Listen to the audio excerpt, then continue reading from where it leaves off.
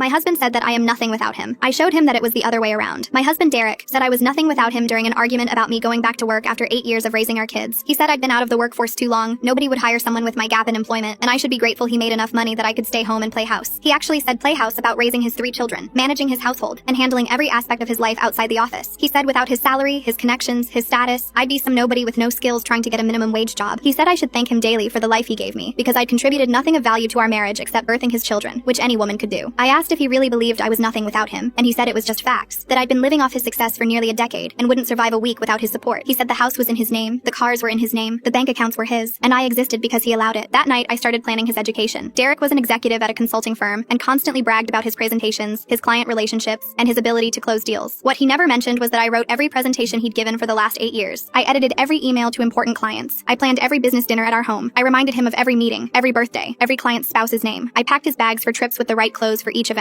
I made sure he had backup phone chargers, the right adapters, and printouts of everything because he couldn't work his laptop properly. I sent gift baskets to clients' families when appropriate. I tracked his expenses and filed his reports because numbers confused him. I even logged into his work system at night to submit things he'd forgotten. Derek had no idea how much I did because I'd made it invisible, seamless, like he was just naturally that organized. Next Monday, I will stop doing everything. Derek woke up to no coffee made, no clothes laid out, and no lunch packed. He asked where his lucky tie was for his big presentation, and I said I didn't know. Maybe he should keep track of his own things. He laughed nervously and found a different tie. He grabbed his laptop bag and left, not realizing I hadn't charged his devices or put his presentation on the USB drives he always needed as backup. He also didn't notice I'd changed the password on the cloud storage where all his materials were saved, the account I'd set up and managed because he couldn't figure out 2-factor authentication. Derek called me at 10, panicking because his presentation wasn't on his laptop. I said that sounded like his problem to solve. He asked for the backup USB, and I said I didn't know what he was talking about. He tried to log into the cloud account but couldn't. He had to present from memory, which meant he had nothing because I'd always prepared everything. His boss called it the worst presentation he'd ever seen and asked if Derek was having a stroke. The client walked out halfway through. That evening, Derek came home demanding to know what I'd done. I said I'd done nothing, which was exactly what he said I was, so it shouldn't matter. He said I was sabotaging him, and I said, how could nothing sabotage something? He tried to fix things himself, but didn't know any passwords, didn't have any client contact information saved anywhere he could access, and didn't even know his own calendar because I'd always managed it. Tuesday, he missed 3 meetings because I didn't remind him. On Wednesday, he showed up to a client dinner in jeans because I hadn't told him it was formal. Thursday, he forgot his biggest client's name and called him the wrong name during the meeting. Friday, his boss pulled him aside and asked if he was having personal problems because he'd become completely incompetent overnight. Derek begged me to help him, and I said he'd told me I contributed nothing, so my help shouldn't be necessary. The next week was worse. Full story on channel. Link below.